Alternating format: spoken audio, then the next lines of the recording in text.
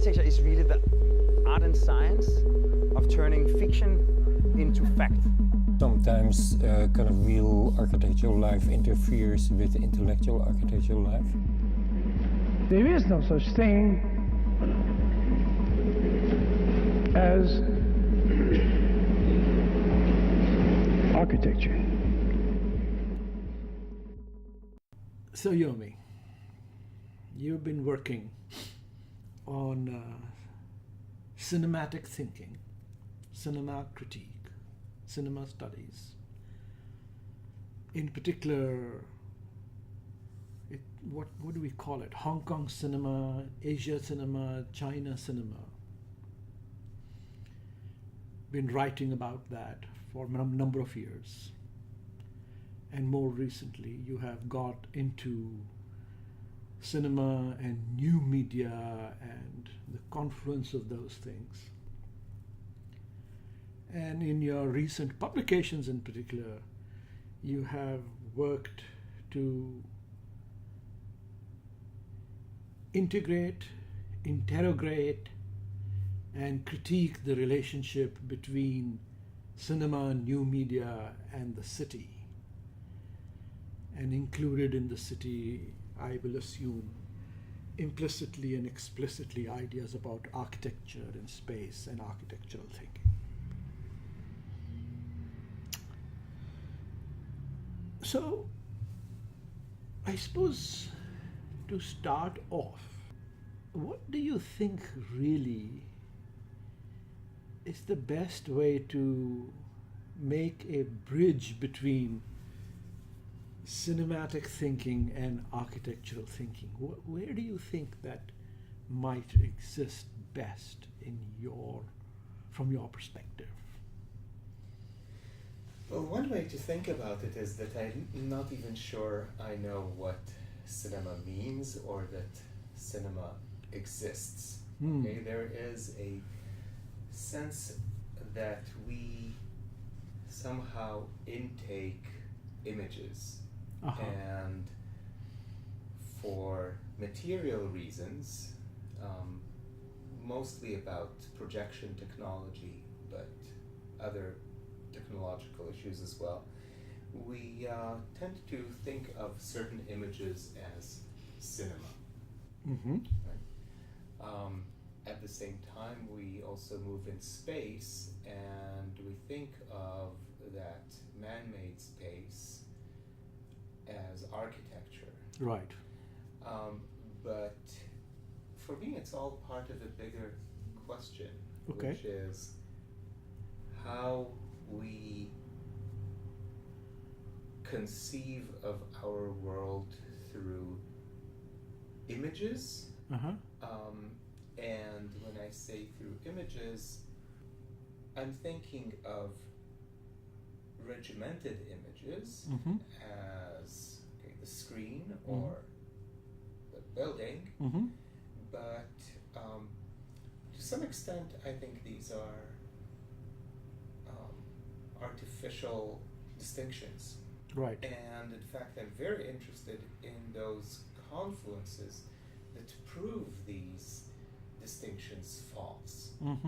So that you have projections of images or moving images on buildings. Right, right. You have buildings that are already designed from the start to function as screens. You have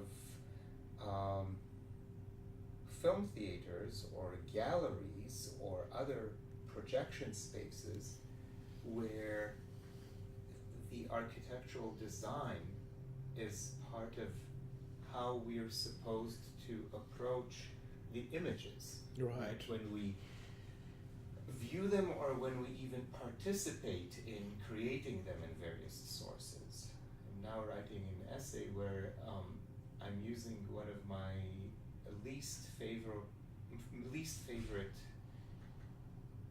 rhetorical devices, which is the slash, but I still haven't found a way not to talk about the viewer slash participant. And it's important for me to talk about participant because I'm talking about interactive media, but the participant is also the visitor to an architectural space. Right. Or a cinema goer, or a person who looks at any framed view of a street, which is sort of cinematically therefore constructed, and people who line up to participate in the visual spectacle, for instance, of the urban. Yeah, exactly. And it is about a visual spectacle that I don't want to talk in terms of hierarchy, but I think there is always the at least implicit question of who was there first. First of all, was the building there first, or was the screen there first? But also, was the cinematographer there first, or was the architect there first? So I don't want to get into that question. I think it's at best unuseful and actually quite misleading. Yeah. But what I am taking out of that rhetoric is the fact that architects and cinematographers and filmmakers have in mind the fact that they are at some level of, well, sometimes competition, definitely interfacing with the work of that supposedly other discipline. Mm-hmm. Right. So, and I can totally think of somebody like Le Corbusier, who talked about cinematic architectural promenade, and that was kind of a cinematic promenade for him. Bernard Tschumi, for instance, explicitly talks about cinematic movement through spaces, and one can do that. But before we do that, I want to pick up on a thought that occurs to me over here. Would you say in this way both these disciplines are significantly anthropocentric, in the sense that they are both focused around the human eye and ear? And in that sense, the eye as in the eye, ego eye? You have me there because my Foucauldian instincts always draw me toward thinking in terms of structure. So I think it's a delicate balance between what the artist does, what the viewer does, and what the larger structure, material and social structure does. So there, and by structure I mean, for example, the medium, right? Mm-hmm. I mean, if we talk about, this is going to be somewhat different from last time we talked because I'm writing a different paper. Good. But right now I'm writing a paper that leads me to questions precisely about subjectivity, and it's actually part of a project where various scholars are asked to discuss the idea of the chronotype. In the city, right? So chronotype is a term that's pretty common in, or used to be at least pretty common in literary thinking. The idea behind it is that a work of fiction creates its own space-time. Okay. And that space-time is not only fictional, but it is what the fiction is in many ways. Mm-hmm. That is, once you have a hermetic chronotype, in which has its own rules, right? It has its own way. Everybody in that realm, in that fictional realm, behaves according to those usually implicit rules of what time and space do. You think of magical realism, think Italo Calvino, or whatever. Right. Yeah. Exactly. And it's true even for what we would call realistic novels. Sure, even but that. For sure. Yes, once you get into, say, Calvino, you definitely get into a very different kind of a space-time, and I guess that's also why architects love Calvino, right? Right. There's a sense in which that is what makes an artwork stand by itself, right? And I can see that, and in fact, my last book is structured around the idea of the chronotype, among other things.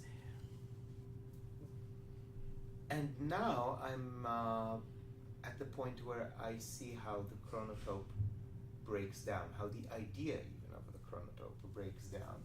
And that happens precisely because I don't believe in the total agency of the subject. So when you asked about, well, the anthropocentric understanding of images, of buildings, Yeah. yes, that's definitely there. Right. But it's a fiction, and we have to remember that it's a fiction, and part of the fiction is the fact that we think of that person in the middle of the anthropocentric realm as some kind of unified subject. But actually, that's not true. And I think that's not true. And one can, I think what I am hearing you say, and what I would be very interested in, I think I agree with, is that in fact one can say that the work of making architecture, like the work of making, good cinema, is using the scaffolding of the anthropocentric eye view to precisely interrogate it with the objective of finding out what the nature of the other agency in the world is. Because we tend to divide agency, either as classically, we act as sovereign subjects, or that there is a sort of a natural agency, if you want to call it, ecology, physics, science, how rivers flow. But actually, I feel that somehow there is a third agency, like, in a sense, implicitly connected to this idea of third space.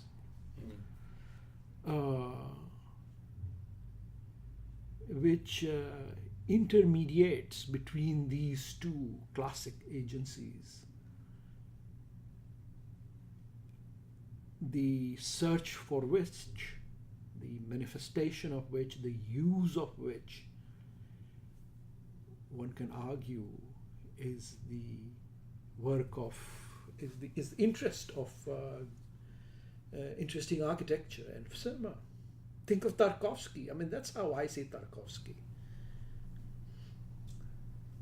Yeah, I think, when you talked about the scaffolding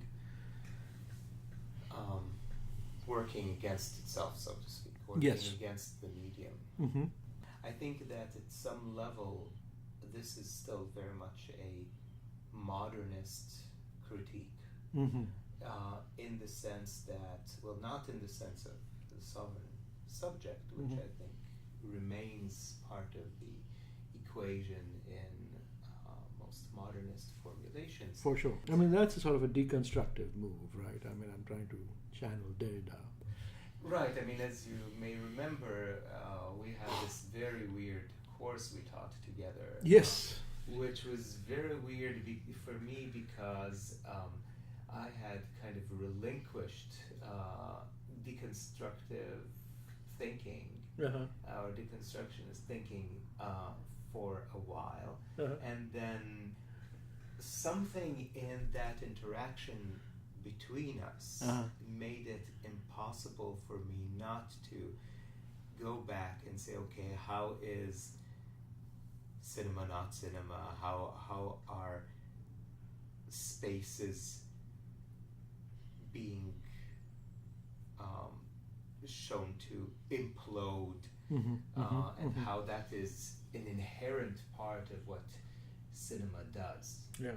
Right, and I still think my favorite in that course was when we talked about Greenaway. Ah, yes. Because Greenaway is so much about that Right. architect's eye that gives way to the decomposing body. Yeah. And Zoo, a Z, and two knots. yeah, but everywhere. It's And the everywhere. belly of an The architect. bellies, Yeah, exactly. the belly of an architect is a Yeah. classic case. Yeah, exactly. So there's go ahead. Yeah, I mean, it seems to me. I mean, I mean, we can talk about Greenaway, but my sort of current amateur obsession with Tarkovsky.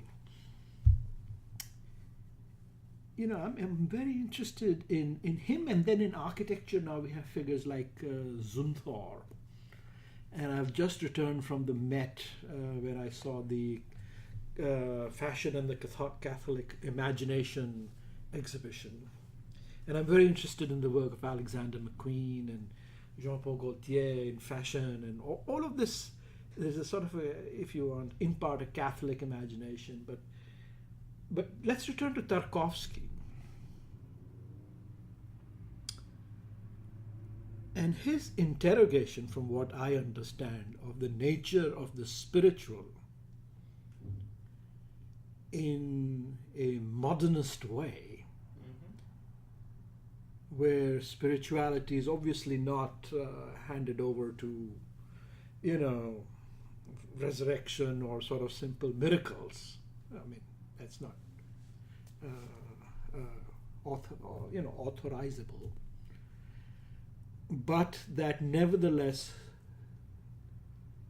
his films, way I see them, are struggling to institute and create and show some other kind of quote-unquote spirituality, which is this kind of third agency,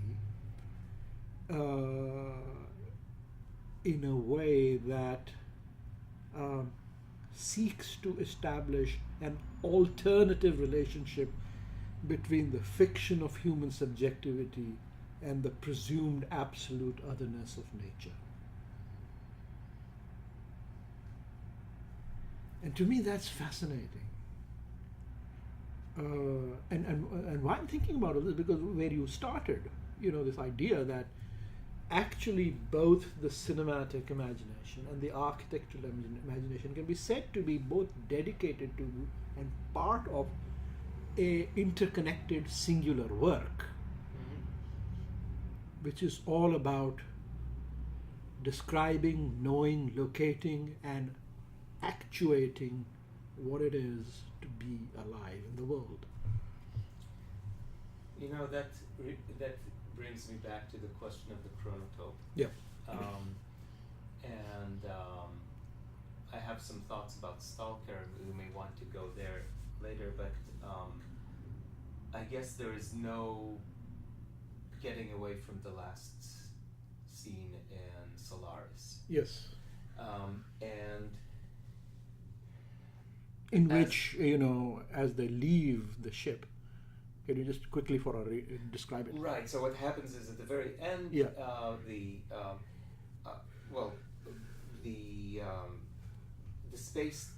people at the space station realize that Solaris is sort of a live creature, that it's a cogent entity that can bring to material form their thoughts and their wishes, and in fact their most profound wishes, the kind of wishes that you have to be careful what you wish for. Right, right. And it becomes a sort of horror film for Yes, a while, yes. precisely because of that. And so they leave the space station. But then we see what has remained on the surface of Solaris itself. Yeah. And Solaris, it turns out, has built on the planet a replica of the protagonist's childhood home. Right? And with the protagonist, with replicas of the protagonist and his father and the people he loved, right?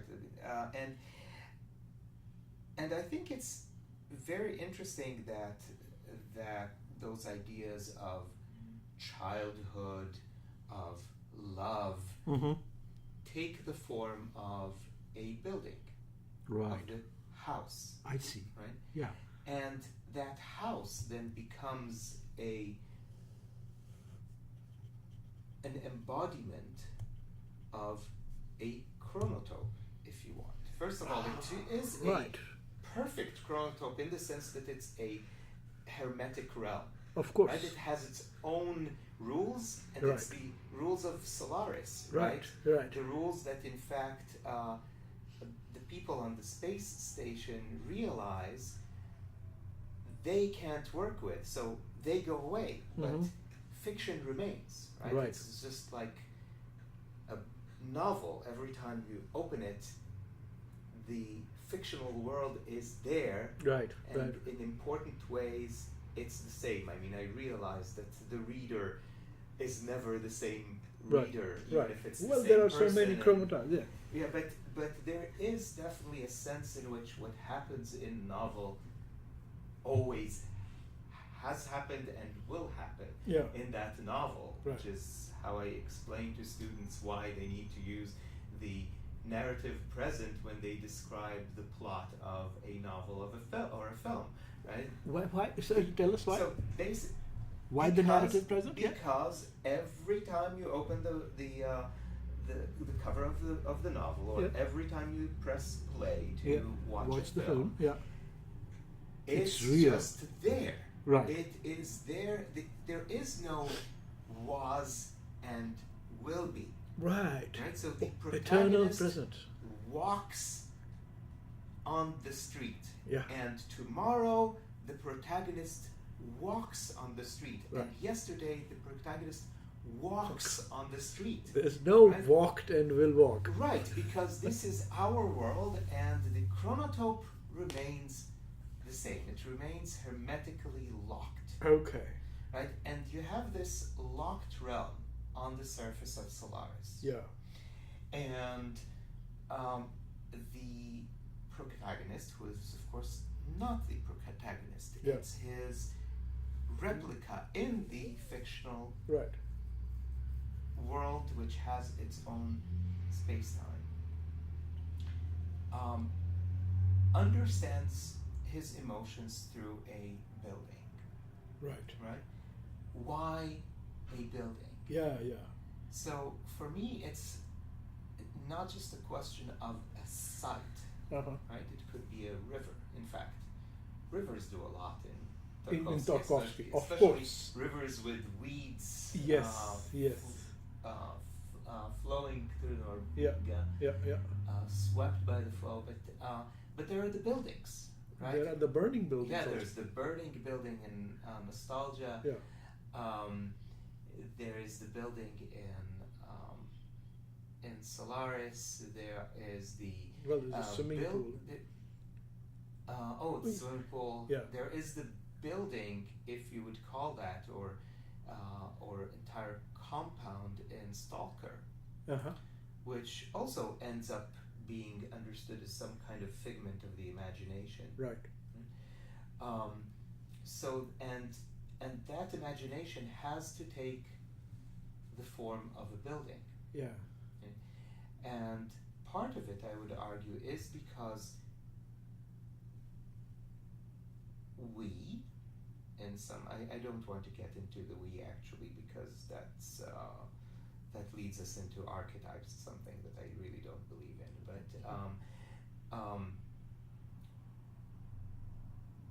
definitely for Tarkovsky, there is a sense in which we have to anchor the subject somewhere. And the relationship, we have to anchor the relationship between the subject and space-time. And for that, you need a journey through a building. I see. Aha. That's also how... So buildings provide an anchoring role I in would the argue sort so. of eternal and never-ending multiplicity of ever-present chronotypes. I would argue so, except that these buildings are also shown sooner or later As to be chronotypes. as chronotypes, that is as fictions, right? As fictions, as imaginations.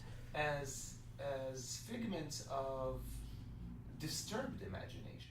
Yeah, I mean, look, let's reduce this down to a very simple figure that you started off early on with. You know, when I go to the cinema, the building, the cinema house, is intended to provide for me, well, this is reality. This is you sitting here, and here is the screen, and now here unfurls the imagination. But so in that very ordinary, prosaic sense, the cinema house provides the anchoring role. At the same time, the role of the cinema house is, first of all, to provide the anchoring and then disappear with the removal of the lights, except the exit signs. Right. But actually, when you look at it and when you return to it, or perhaps when you even review it with the cinematic image, if you are critical, you realize that even that supposed anchoring is also an imaginary construct. And in many ways, in the best theaters, that is suggested to you by the production of the cinema house as a fiction, as an intentional theater. Think of the Egyptian, think of some of the best theaters that we have around here. So that's sort of a very prosaic way to talk about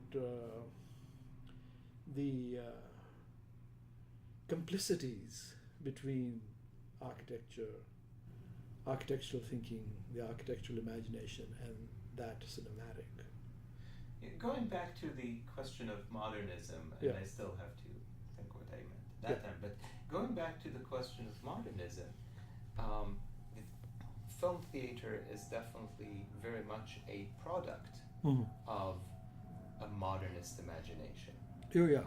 And so the leaving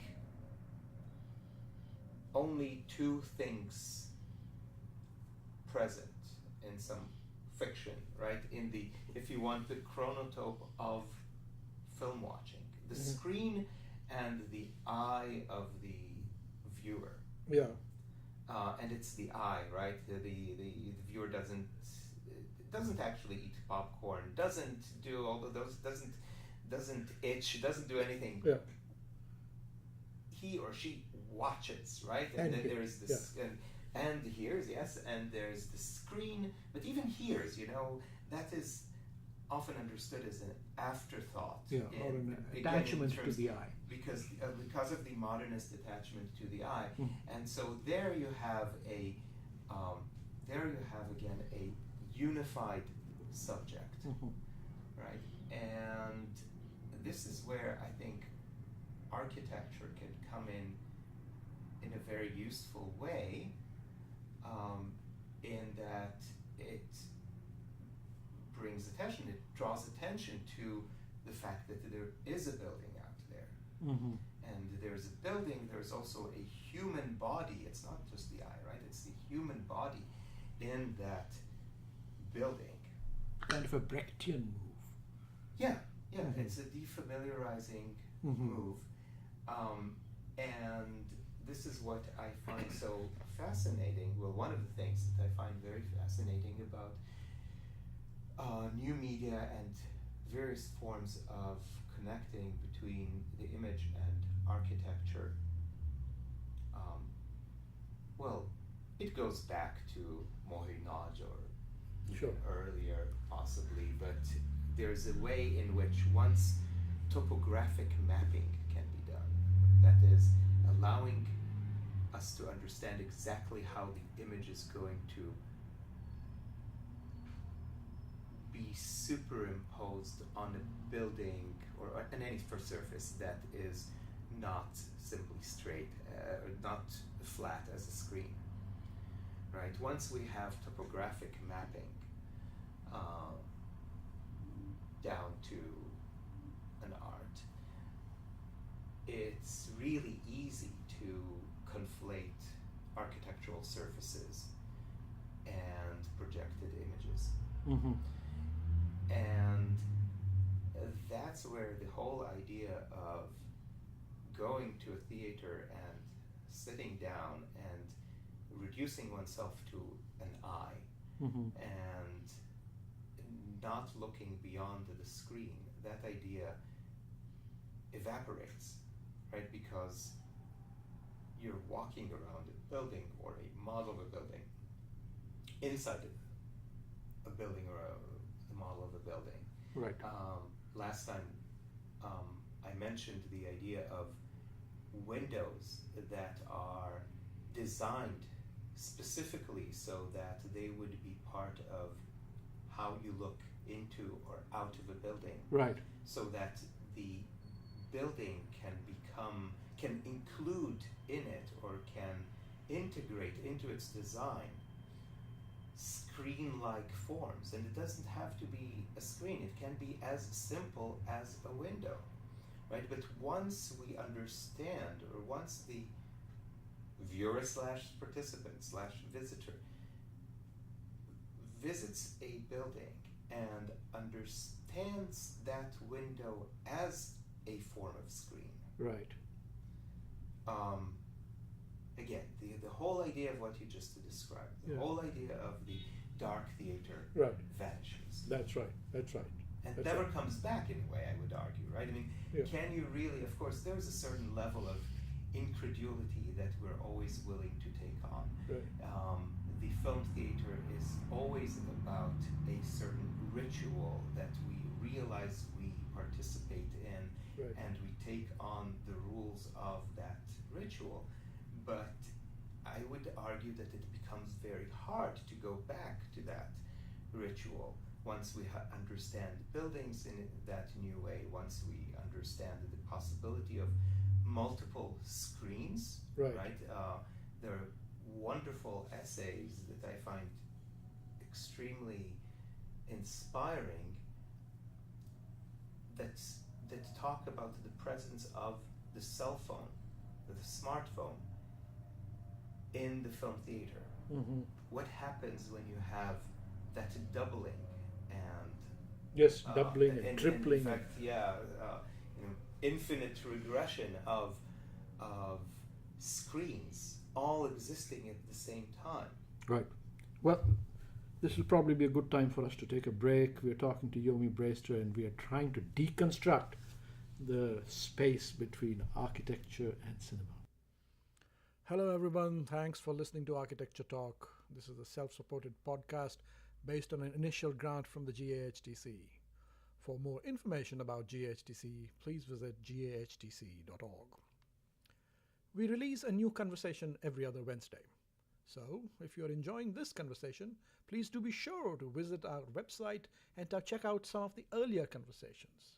From the website, you can also subscribe to this podcast and you can listen to the other episodes. You can also simply directly subscribe to us via Spotify or via the podcast app on your iPhone. And of course, we are available to be heard via any of the other podcasting apps that are available on the internet, such as Stitcher, Overcast, etc. We would also love to hear from you if you have any questions or just some comments, or even have a suggestion for a future episode. You can reach us via the contacts page on architecturetalk.org. Thank you for listening again.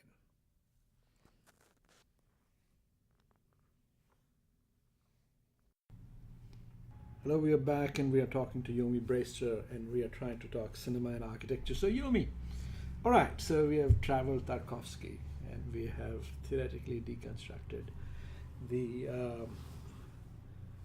I'm going to use the architectural metaphor, spaces between cinema and architecture. But one of the things I'm really fascinated about, of course, is your work in Asian cinema. I suppose in particular Chinese and Hong Kong cinema. And you have written, you introduced me to Wong Kar-wai. And it is an honor, and thank you, my God, what an introduction. What an auteur, right? I mean, my God. And more recently, through your writings, I'm starting to learn about public agency in new media in China, as the Uniqlo example, which we might talk about in a minute. And so, it's unavoidable for me to miss this very provocative incident, which you covered in one of your papers, in which apparently there were a couple of people who very self-consciously filmed themselves having sex in a Uniqlo, in other words, a major well-known departmental store in Shanghai. In Beijing. And then put it online.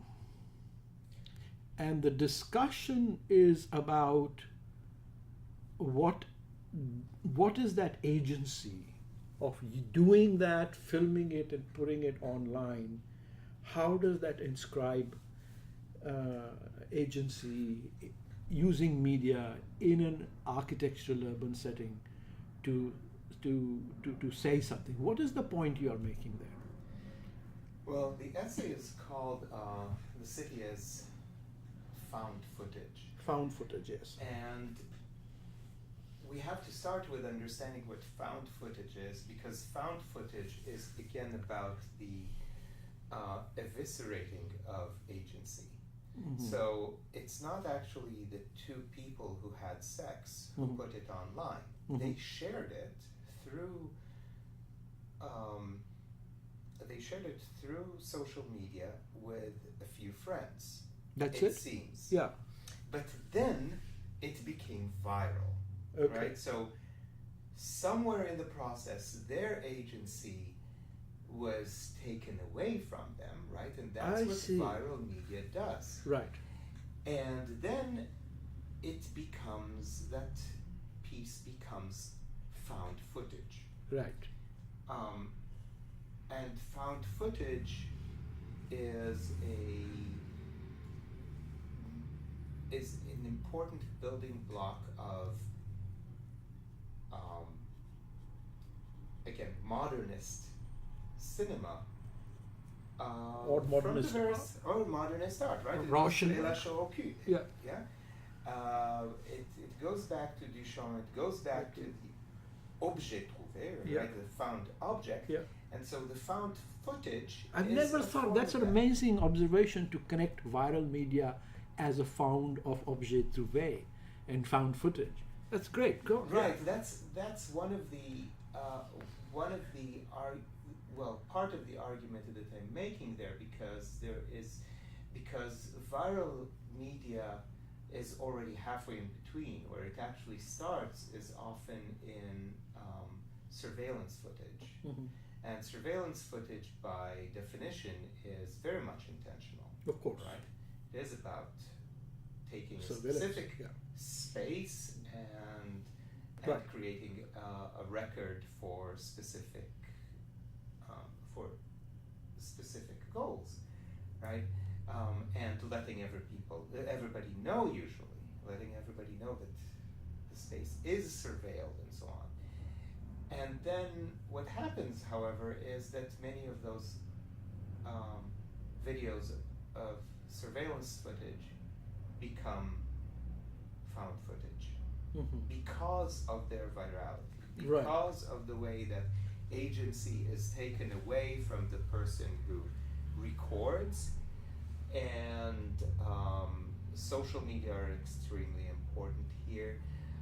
The way that various video websites work, whether it's YouTube. YouTube is much more attuned to questions of copyright, but there are many of them, definitely many of the Chinese ones, that don't look at copyright so closely. And so the virality of these videos is enhanced. Well, this is what virality is. And then the question is, how do we look at the spaces that are recorded in these videos? Do we look at them as intentionally recorded spaces, the way that we think of surveillance video? Or do we think of it as spaces that are assembled using almost random trajectories, and sometimes, in fact, in art, randomizing algorithms to create a new version of what urban space is? And so that's part of what I'm talking about when I say the city as found footage. And it seemed to me in your paper you were ascribing to it a particular kind of protest agency, given the current, given the nature of the Chinese state. Is that true? I wouldn't say that it goes against the state. It goes against a structure that is inevitably also associated with the state, because it's associated with power. Right. And the sex video is a great example, in the sense that those two people are not dissidents, but they like sex more than the officials do, or at least they like the visualization, the public visualization of sex more than officials do. And so it becomes a sort of political question. And we know that politics is everywhere. Right. But I would argue that for the users, and I'm not using the word end users here, right? Because it is almost randomized users at some point of these videos. For them, the fact that everything is political comes often as a rude awakening. So it's not that there's any structured descent at all. Right. So let's try and connect this example back to the first half of our discussion. Is viral agency, things going viral, as a kind of a social agency of a certain kind of socius, or society used as a verb?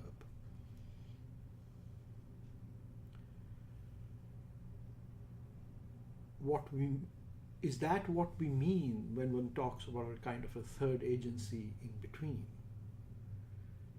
I mean, we all talk about social media and things going viral.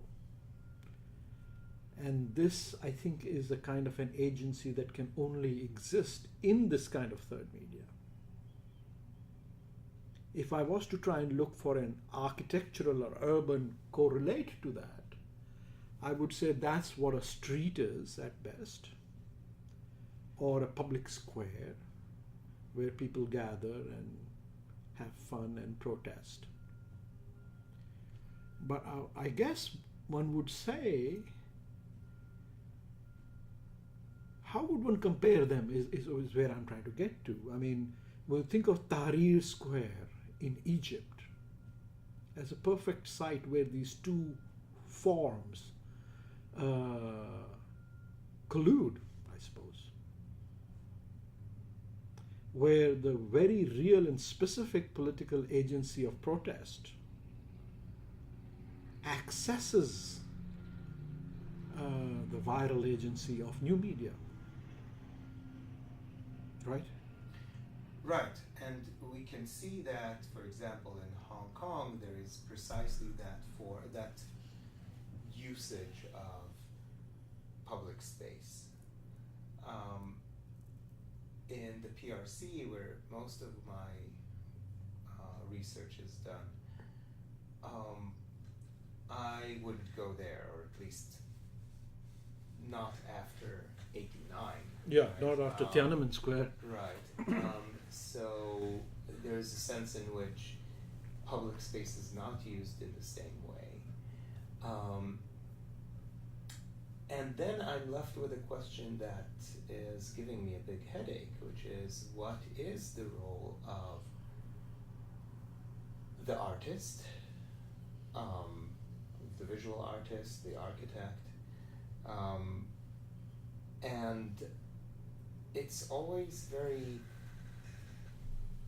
it's always tempting to say that the artist is providing an alternative vision, right? At the same time, the artist works within a structure, Sure. and a visual regime and an architectural regime that's already given. And a patronage regime. Yeah. So I'm not sure what to do with that, and that's, I guess, why I go back and forth between or among architectural design, this reassemblage of found footage, artists who are very much aware of what they're doing and walking the streets with a GoPro and or a camera that's linked to all kinds of algorithms that they wrote to reconstruct the space around them. And maybe, I don't know, this is part of what I'm thinking about now as in the paper I'm writing. Maybe that's why I'm so attracted to new media and the way that it can include randomizing effects and algorithms that are written by the artist but then work on their own, and the artist takes his or her cue from those from what the algorithm has produced,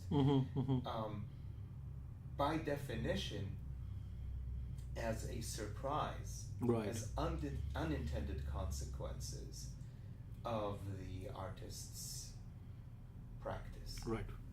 I mean, that's also a very good headache question in architecture today. I mean, like, if you want to practice in China today, what is an ethical agency?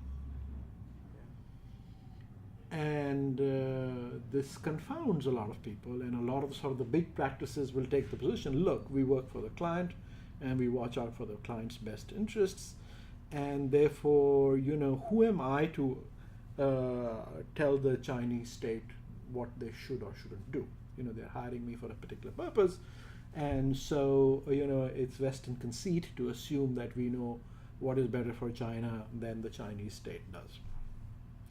The other kind of position I hear is,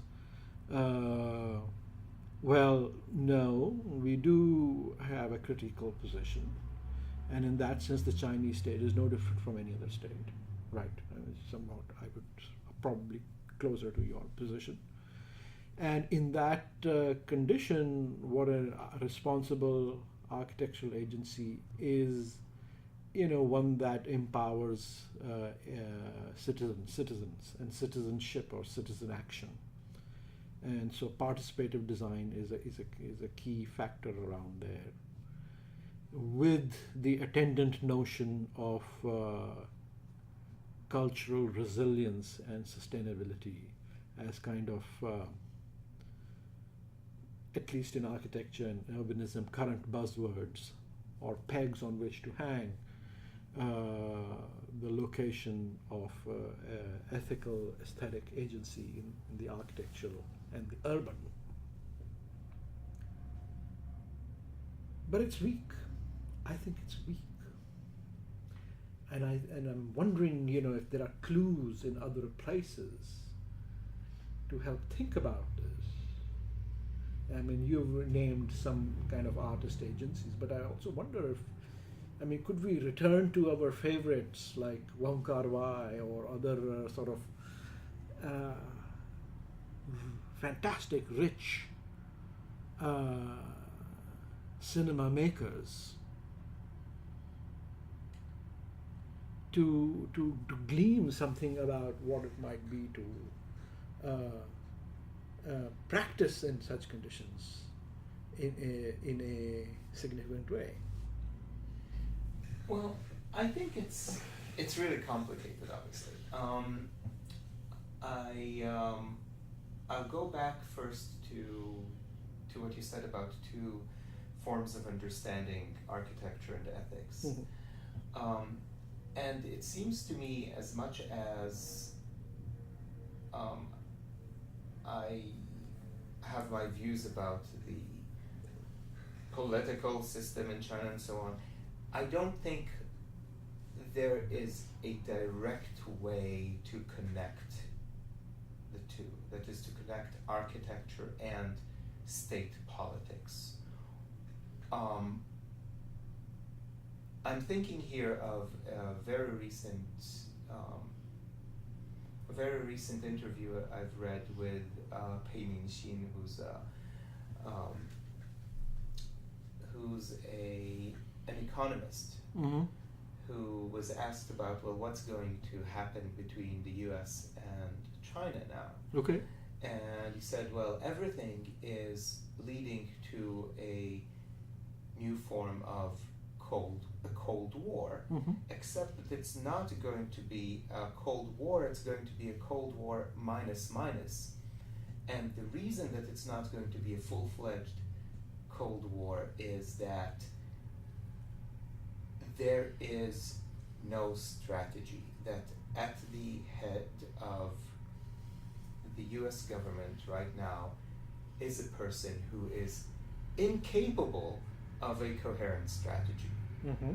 So that chaos, if you want, or lack of a unified vision that somehow would connect everything together is what is going to save us. Right. Basically, Trump is going to blunder through the situation, Uh-huh. much to Fortunately. or fortunate, right?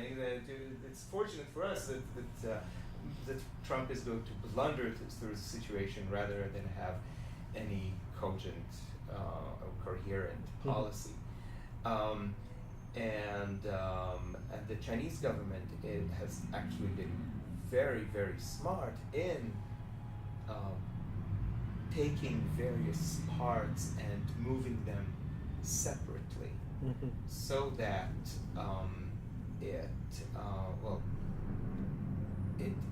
it's interesting how a totalizing system works probably best by not having one rule for all cases. This is what also people are wondering in terms of current policy in China. But again, I'm not an expert on that. But I do think that there is a way in which film specifically has had its niches. Those are closing down. There's no doubt about it. There is less freedom and less wiggle room. But I don't think that an architect or a filmmaker who's just by dint of designing a building in China or making a film in China, I don't think that in itself could be said to be an act of Protest. of selling out or of some sort. Just as I'm very much, as you know, I'm originally from Israel. I abhor the Israeli policy. I think that the BDS movement is misguided because it applies one rule.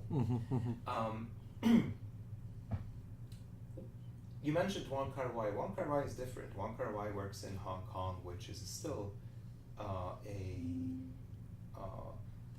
much freer space. Right. And to a large extent, what his films have been about is that, well, not necessarily nostalgia, although that is there too, but nostalgia and rethinking the future in terms of Hong Kong as it existed, or before '97, as it will have existed after the handover to the PRC.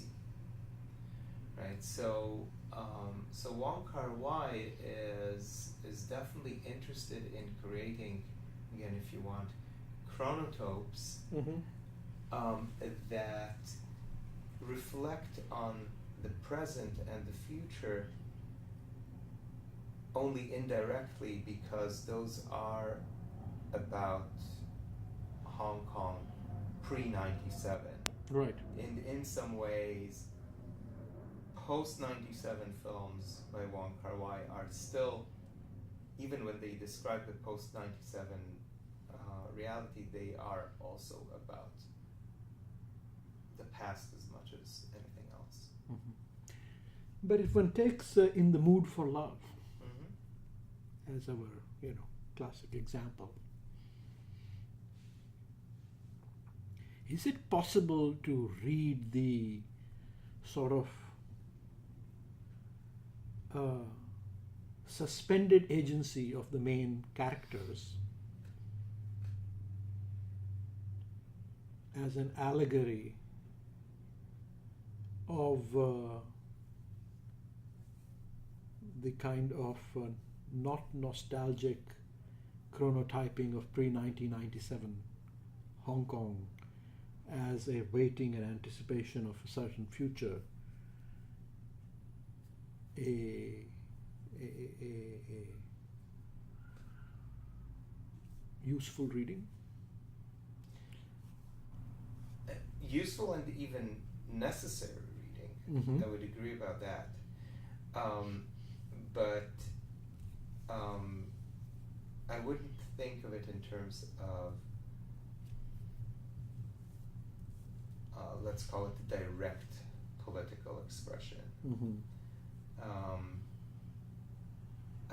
It goes back to something that has been on my mind since my first book, where I wrote a lot about traumatic events, traumatic historical events in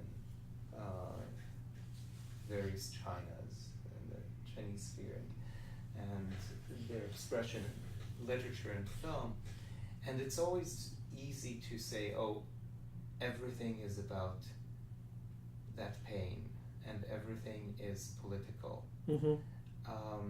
And at that moment, I think it's very important to go back to what Milan Kundera says, which is that this would be a way, that this understanding of everything through the political prism would be an Orwellizing Right. of life. Right. He says, and he talks from a post-communist perspective Right. about Czechoslovakia, and says, well, yes, we had some serious political issues, and he describes them in his novels, and that Right. is why he had to leave Czechoslovakia and so on. But we also laughed. We also had sex. We had a life. Right. You know, so basically, sometimes a cigar is a cigar. Sometimes making love is making love. That's it. Yeah. And I think that is important, precisely when you look at somebody like, again, Wong Kar-wai would Mhm. not be the best example, because if I really wanted to answer your question about politics, I should take the example of a PRC-made film, Right. the Republic of China. But Wong Kar-wai is a great example of somebody who really works at the level of asking, what is memory? What is the role of, say, space in constructing memory? Yes, how this memory also relates to how we then think of, or how we link memory and our construction of history. And so history comes in very weird ways sometimes in Wong Kar-wai films, and perhaps in the weirdest way in The Mood for Love, where toward the very end there's footage of the from the revolution, I believe, in Thailand, not revolution, but political rights in Thailand. At the same time, Wong Kar-wai resists making history with a capital H and the big political agents, that is the government, everything that it's not the master key for anything there. Right. In fact, right. there is no master key. If there is a master key in The Mood for Love, it's an imagined memory. Right. That's as far as you go. That's great. Thank you for being on Architecture Talk, Yomi. Thank you. Thanks for having me.